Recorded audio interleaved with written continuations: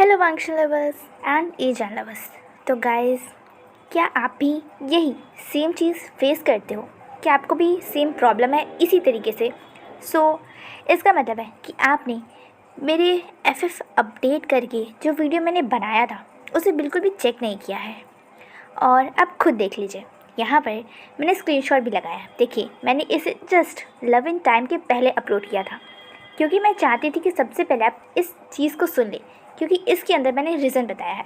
But okay, अगर आप लोगों ने नहीं सुना तो मेरी ये स्टोरी है, तो मुझसे ज़्यादा इससे कौन प्यार कर सकता है, इसलिए मैं इसे फिर से बता दी हूँ।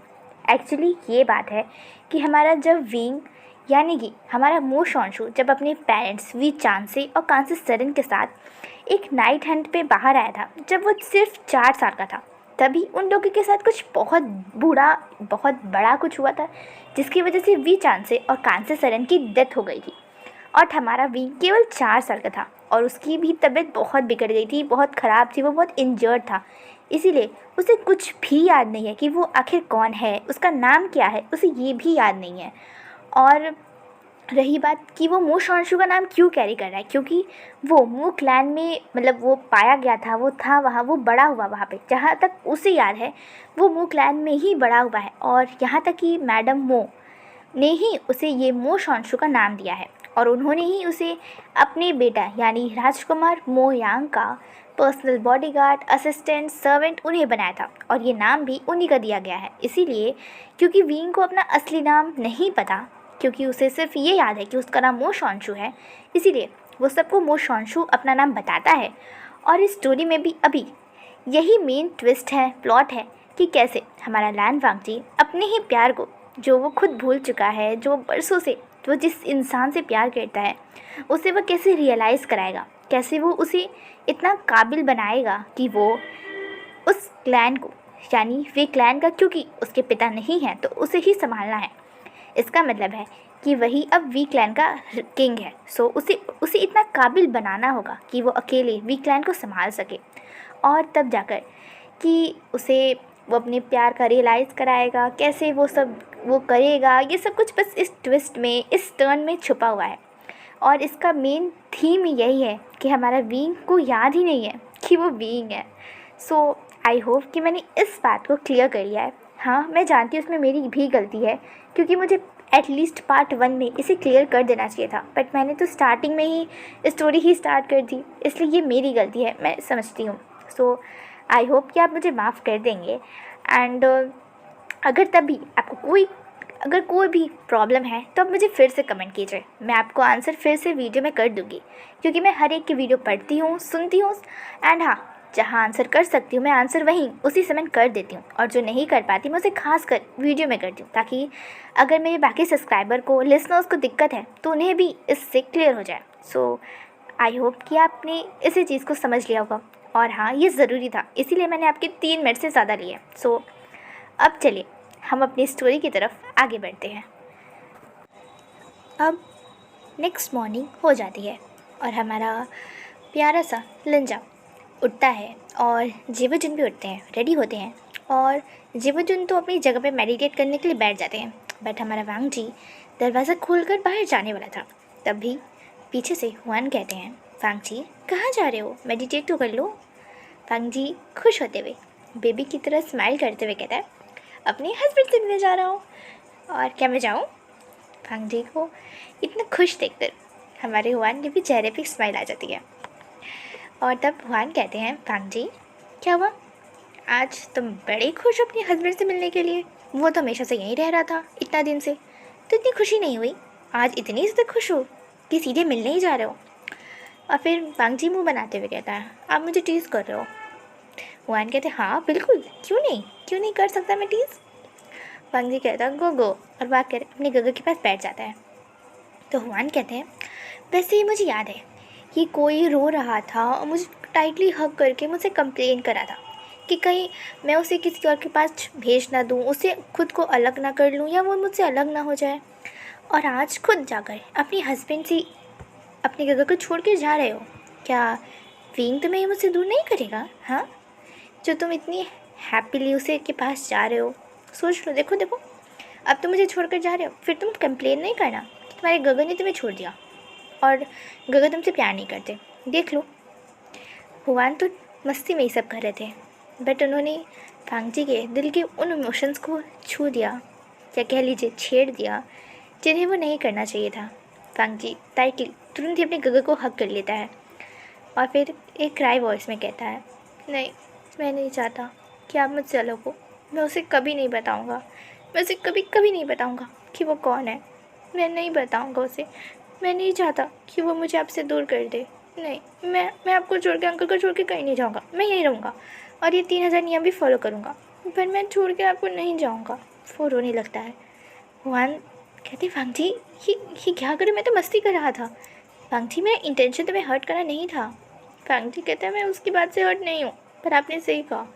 अगर मोशांशु को पता चला कि वो विंग है, वो वी क्लैन का किंग है, तो वो मुझे लेकर जाएगा, क्योंकि वो भी अपनी मदर के प्रॉमिस को पूरा करेगा। और मैं नहीं चाहता कि मैं आपसे दूर हो जाऊँ। नहीं, बिल्कुल नहीं, मैं उसे कभी नहीं बताऊँगा।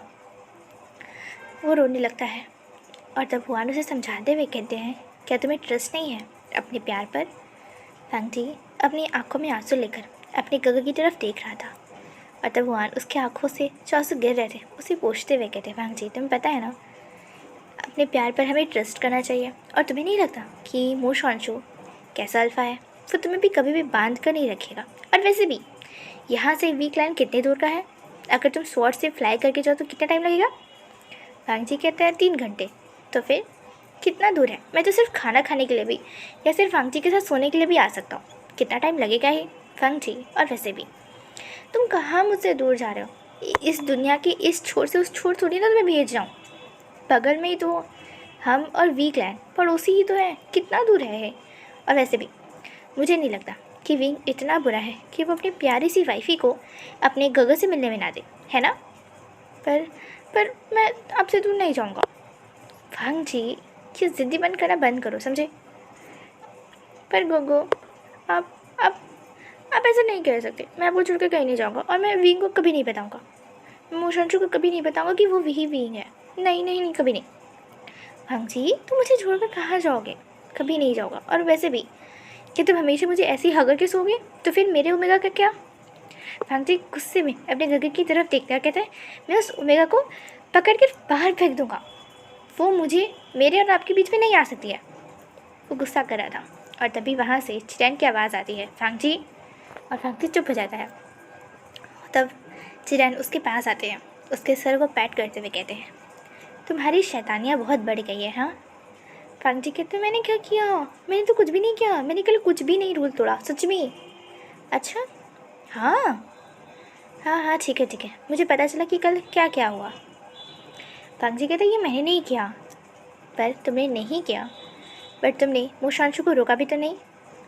मैं क्या करता?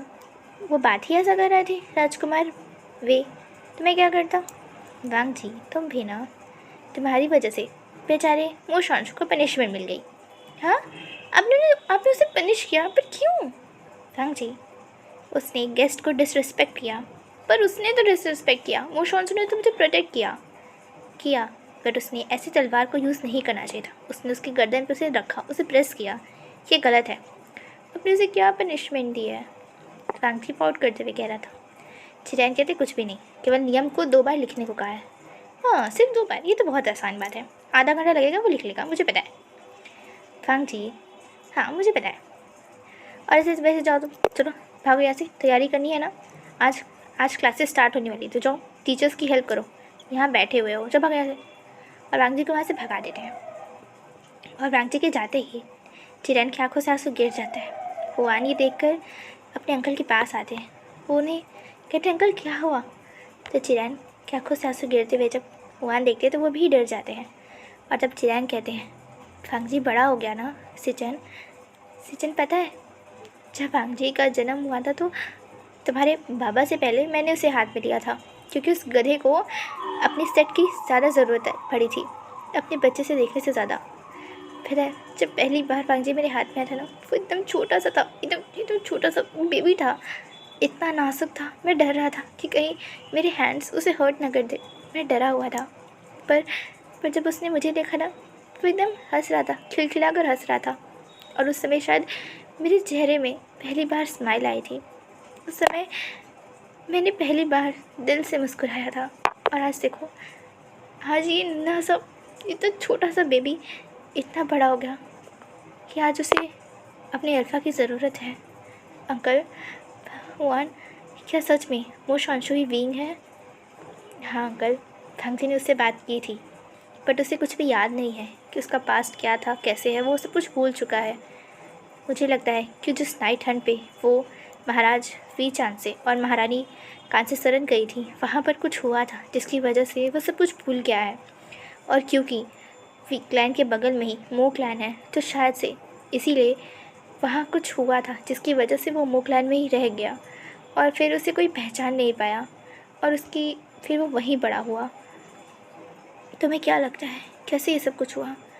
मैं नहीं जानता अंकल, मुझे कुछ भी नहीं पता। मैं बस इतना चाहता हूँ कि वो वो जैसा भी रहो, बस मेरे फांगची को प्रोटेक्ट करे, उसे कभी भी नाराज़ ना करे। फांगची की आंखों में आंसू ना आए। मैं ये बर्दाश्त भी नहीं कर सकता कि फांगची की आंखों में आंसू आए। अगर फांगची की आंखों के आंसू का कारण वो बना तो शायद मैं उसकी जान ले लूँगा। फिर भले ये पूरी दुनिया मुझे अपने ही भाई के अल्फ़ा का हत्यारा क्यों ना कहे, बट मैं उसकी आंखों में आंसू नहीं देख सकता। मैं भी नहीं सिचन। इसीलिए मैं चाहता हूँ कि अगर वो सच में वो शांशु ही वीवू शियान है तो तुम उसे ट्रेन करो, इतना काबिल बनाओ तुम और वांगजी और मैं खुद, कि वो वीकलैन को संभाल सके और शायद वो भी वांगजी को प्यार करे, उसकी केयर करे। हाँ अंकल, मुझे पूरा पता है कि वो भी वांगजी की केयर करेगा, उससे बहुत प्यार करेगा।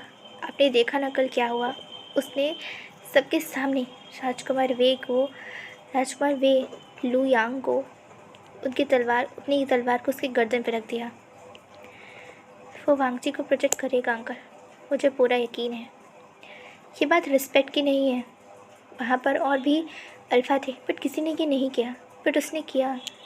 अंकल आपको पता है, जब पहली बार वो और वांगजी मिले थे तो वांगजी गिर रहा था फाइट करते हुए डेमन से, वो रूफ़ पे था और वो गिरने ही वाला था। तब उसी ने उसे प्रोटेक्ट किया, उसने बचाया और उसे सेफली ज़मीन पे लाया, वरना अगर वो उस छत से गिर जाता तो उसे काफ़ी ज़्यादा चोट लगती। उसने ही प्रोटेक्ट किया था उस समय। और उस समय मैंने उनके फिंगर्स पे, उनकी सबसे स्मॉल फिंगर्स पे एक रेड थ्रेड देखा था। मुझे याद तो नहीं कि वो कैसे आया, कहाँ चला गया, बट मैंने ये देखा था, मुझे ये पता है। हुआन, क्या तुम सच बोल रहे हो? हाँ अंकल, लैंग क्लैन में झूठ बोलना मना है और मैं क्यों झूठ बोलूँगा? मैंने ये सच में देखा था। अगर ऐसी बात है हुआन, तो इसका मतलब है कि वो दोनों फेटेड हैं। अंकल, मैंने इसके बारे में सुना तो है, बट मैंने कभी भी फेटेड पर्सन्स को या कपल को कभी देखा नहीं है और मैं नहीं जानता इसके बारे में। हाँ, मैंने सुना तो है, बट कभी ऐसे कपल से मैं मिला नहीं हूँ। अगर ये सच है तो फिर इन दोनों को ही एक दूसरे का ही होना है, चाहे कोई भी सिचुएशन क्यों ना आ जाए। हाँ अंकल। और अब यहाँ से कुछ घंटे बाद का सीन दिखाया जाता है जो कि क्लासरूम में है। अब यहाँ पर हर एक क्लैन के लोग सिवाय वेन क्लैन के सभी जो राजकुमार राजकुमारियाँ सर्वेंट्स या जो भी लैंग क्लैन के बड़े डिसिपल्स हैं वो सभी इस क्लास में मौजूद हैं। और लैंसिरैन और लैंसिजैन दोनों ही उनके सामने अपनी अपनी जगह पर बैठे हुए हैं और वांगजी बाकी सबके साथ वहाँ पर वो भी क्लासेस लेगा, इसीलिए वो बाकी सब स्टूडेंट के साथ ही वहाँ बैठा हुआ है। सब वहाँ बैठते हैं। सबसे पहले हमारे लैंसिरैन कहते हैं कि हमें आप अपनी क्लैन का इंट्रोडक्शन दीजिए। और जैसा कि अनटेम में दिखाया गया था, एक एक करके सारे क्लैन्स के लोग वापस बाहर आते हैं। जो भी लैंसिरैन के लिए या लैंग क्लैन के लिए उन्होंने गिफ्ट लाया था वो एक एक करके देते हैं। सबसे पहले वहाँ पर हमारे नी क्लैन आती है, फिर जिन क्लैन, फिर जियांग क्लैन, उसके बाद फिर मो क्लैन, फिर शू क्लैन, फिर वे क्लैन और ऐसे करके सबसे आखिरी में हमारा लंजा बाहर आता है। और लैन फांगजी के साथ हमारा मो शॉन्शू और बाकी सारे डिसिपल बाहर आते हैं, क्योंकि यहाँ की हर एक लोग तो नहीं जानते हैं, बट जो भी राजकुमार राजकुमारियाँ बाहर से आए हैं और जो अदर डिसिपल बाहर से आए हैं वो तो इनके बारे में नहीं जानते। इसीलिए एज अ फॉर्मल इंट्रोडक्शन वो करना स्टार्ट करते हैं। वांगजी बाहर आता है, वो अपने अंकल को, अपने गगा को और बाकी एल्डर्स को जहाँ वहाँ पर हैं उन्हें ग्रीट करता है और अपना नाम बताता है कि मेरा कर्टिसी नेम हैंगवंग जुन का है, मेरा नाम लैन फांगजी है। और जैसे ही वो अपना बर्थ नेम बताने वाला था, एक आवाज़ आ रही है, वाओ सो ब्यूटीफुल, वैसे तुम मेरे बेड में काफ़ी ज़्यादा अच्छे लगोगे हैंगवंग जुन, या लैन फांगजी तुम काफ़ी ज़्यादा सुंदर हो। मुझे पता नहीं था कि लैन क्लैन इतनी सुंदर ओमेगा को अपने पास छुपा कर रखा है। अगर मुझे पहले पता होता कि तुम इतनी ज़्यादा सुंदर हो गए हो इन कुछ सालों में, तो फिर मुझे तुम्हारे लिए रेड स्कूल भेजने की ज़रूरत नहीं पड़ती। मैं तो चुपचाप तुम्हें चुरा कर या किडनैप करके अपने पास रख लेता, अपने ओमेगा की तरह या कॉन्क्यूपाइन की तरह। वैसे भी मेरे पास काफ़ी सारे कॉन्क्यूपाइंस हैं, काफ़ी सारे क्लाइंट के, तुम भी एक जुड़ जाओगे तो कोई फ़र्क नहीं पड़ जाएगा। और वो पर्सन फेंचाओ था, जैसा कहकर एंटर करता है, और जैसे उसका बोला रुकता है, उसके गले पर एक तलवार थी और उसके हाथ को मोड़कर उसे घुटनों पे बैठा दिया गया था। और ये और किसी ने नहीं, हमारे मो शॉन्शू ने किया था। फेंचाओ के साथ इतना सडन ये सब कुछ हुआ था कि वो और बाकी वेन क्लैन सब शॉक में वहाँ खड़े थे, और वो उसकी गर्दन में अपनी तलवार को प्रेस करते हुए बहुत हार्डली कहता है, तो तुम्हें वो बेड में चाहिए, हाँ? तुम उन्हें अपनी कॉन्क्यूबाइन बनाओगे? लैन क्लैन के राजकुमार है वो, तुम्हारे क्लैन से ज़्यादा बड़ी क्लैन है ये, और तुम्हें शर्म नहीं आती? जो टाइटल तुम अपने सपनों में भी कभी छू नहीं सकते, उन्होंने वो अचीव किया है, लाइट बियरिंग लॉर्ड का। तुम इतने नीचे गिर जाओगे तुम अल्फ़ा, मुझे कभी पता नहीं था। रिग्रेट होता है कि मैं एक अल्फ़ा हूँ, काश एक बीटा होता तो कम से कम तुम जैसे से कंपेयर तो नहीं होता। वो गुस्से में उसकी गर्दन पे प्रेस कर रहा था तलवार, और तभी सिचैन मो शॉन्शू को रोकते हुए कहते हैं, मो शॉन्शू रुको, ये क्या कर रहे हो तुम? उसकी गर्दन कट जाएगी, देखो खून बह रहा है। मो शॉन्शू कहता है, इसे तो मर जाना ही चाहिए, जिंदा रह कर क्या करेगा, अपनी ज़ुबान पर कोई काबू नहीं है, और जब भी बोलता है जहर उगलता है। ऐसे इंसान को जीने की ज़रूरत क्या है? इससे अच्छा तो हम 30 का बोझ कम क्यों ना कर दें। और तभी वहाँ से पीछे से वेन शू बोलता है, हिम्मत भी मत करना मेरे भाई को कुछ करने का, वरना ये वेन क्लैन को मैं उजाड़ दूँगा। हिम्मत तो कर ही दिखाओ। वो शॉन्शू गुस्से में कहता है, तुम समझते क्या हो खुद को? मैं बहुत कुछ हूँ, वेन शू कहता है। अच्छा, अगर इतने ही कुछ हो तो इज़्ज़त करनी सीखी नहीं? क्या वेन रूहान ने इज़्ज़त करना सिखाया नहीं तुम्हें? और जैसा ही वो ये कहता है, सभी वेन क्लैन के सैनिक जो वहाँ आए थे वो मो शॉन्शू की गर्दन पर तलवार रख देते हैं, और सिचुएशन को से बिगड़ते देख हमारे लैन सिचन अपनी फ्लूट निकालते हैं, और सेम वैसा ही होता है जैसा अनटेम में देखा था। सभी तलवार जाकर हवा में उड़ जाती है, और तब हमारे सिचैन कहते हैं, बस करो, तुम सबको पनिशमेंट मिलेगी। मो शॉन्शू, तुम्हें इस तरीके से किसी पर हमला करना मना है, क्लैन पर हम हमला नहीं कर सकते, तुम्हें पता है ना इस चीज़ का? मो शॉन्शू गुस्से में कहता है, ये सारे नियम मैं फॉलो नहीं करूँगा। अगर बात लैन फांगजी पे आएगी तो, लैन जैन पे आएगी तो मैं फ़ॉलो नहीं करूँगा।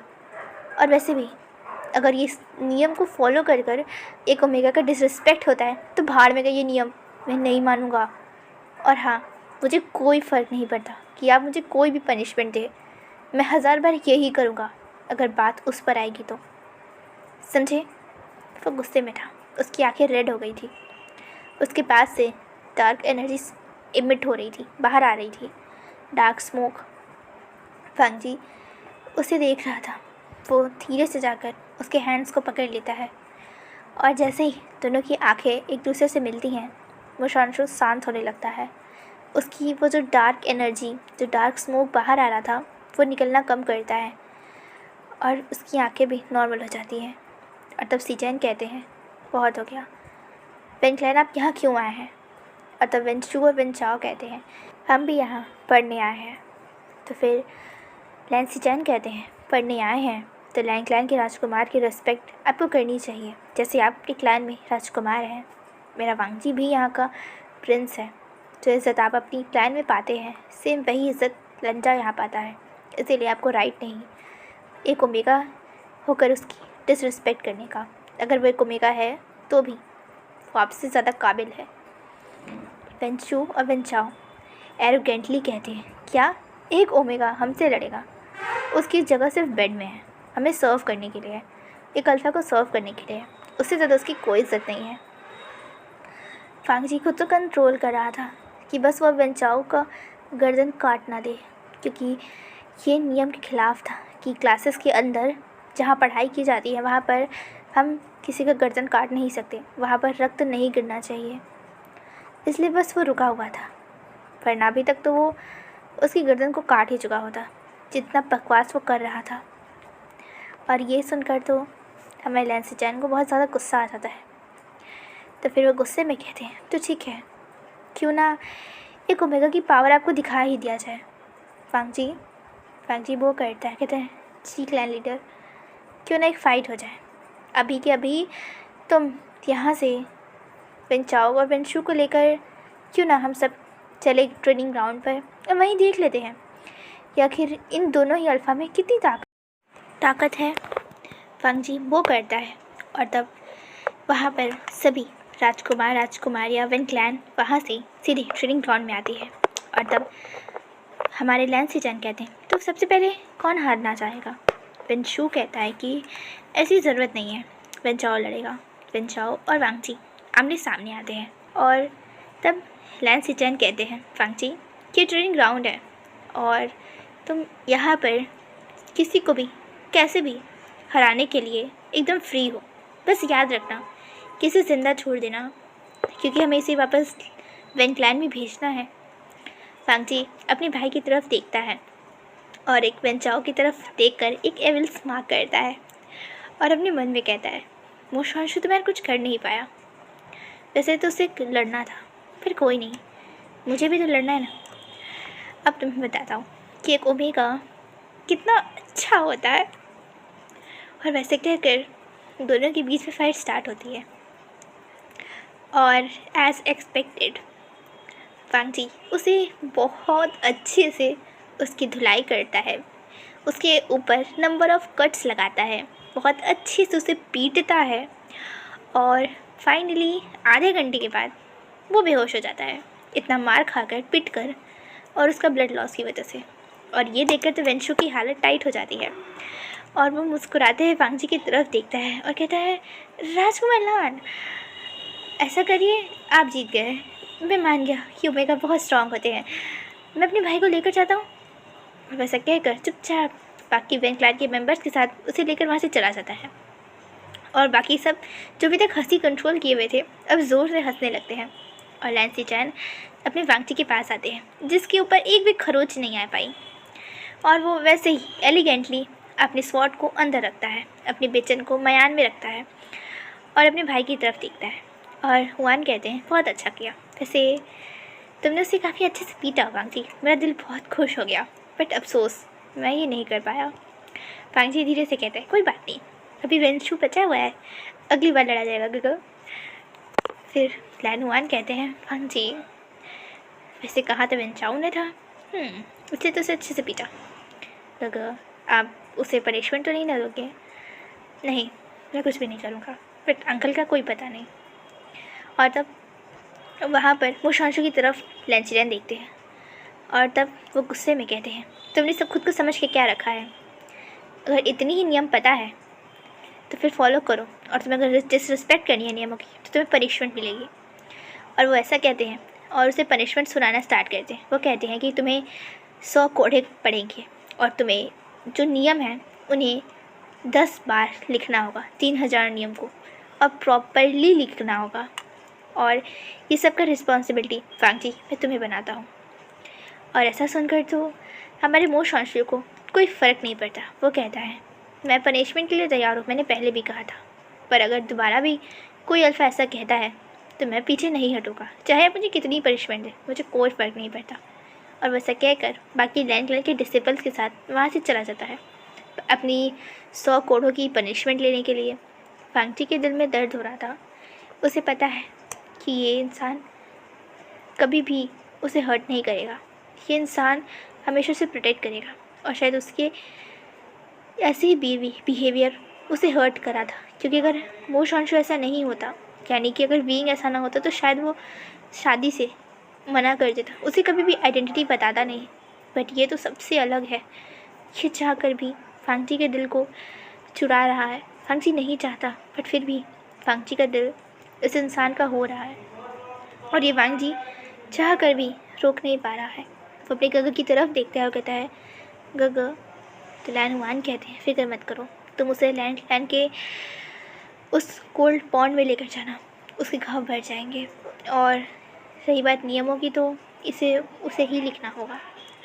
फांगची कहता है, ठीक है गग, मैं मना नहीं करूँगा, बट हाँ ठीक है, तुम क्लासेस पहली क्लास छोड़ सकते हो, जाओ उसे लेकर कोल्ड पॉन्ड की तरफ। और फिर वांगची सबको वो करता है और वहाँ से वीइंग के मीन्स मोशॉन्शु के पीछे चला जाता है।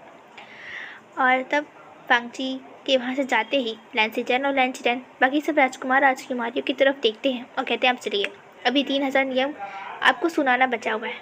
और बाकी सब वहाँ बैठ जाते हैं और लैंचीजन अपने कुसु के 3000 नियम सुनाना स्टार्ट करते हैं। और यही हर रोज़ एक फर्स्ट पीरियड होगा जहाँ लैंचीजन हमेशा अपने क्लैन के 3000 नियम सुनाएंगे। और क्योंकि वांगजी को ये सब कुछ याद है, इसीलिए वांगजी ने अपने उस फर्स्ट पीरियड को छोड़ दिया है। तो चलिए कल देखते हैं कि आखिर कोल्ड पॉन्ड में क्या क्या होता है, और फांगजी आखिर कब हमारे मोशॉन्शु को बताएगा कि वीइंग ही यानी तुम ही मेरे अल्फ़ा हो। तो चलिए बाय बाय।